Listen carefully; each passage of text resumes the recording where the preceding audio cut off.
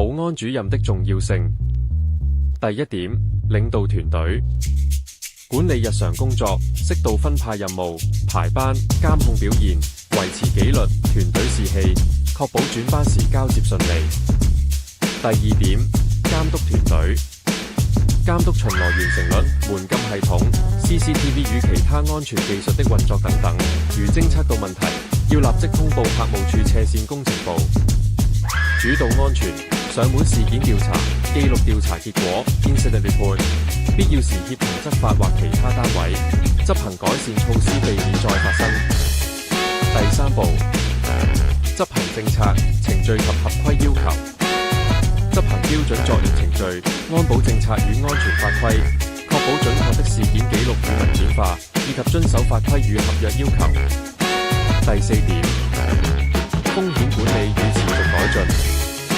定期進行風險評估、演練與安全考核，識別漏洞並推動改進，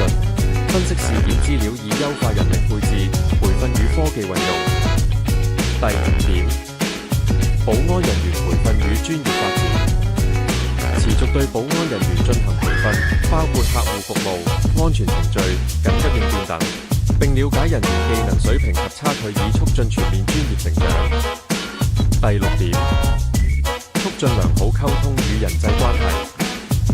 與客務處、工程部、住戶、隊員及高層保持溝通，協調外部合作夥伴及承辦商，確保工作流程合規並達標。在確保安全的同時，平衡各方面權利與私隱，並以負責任的行為示範，確保回應合法、公平與尊重。第七點，績效衡量與指標評估，使用公司的標準去評估合格率、事件處理時間、表現水平、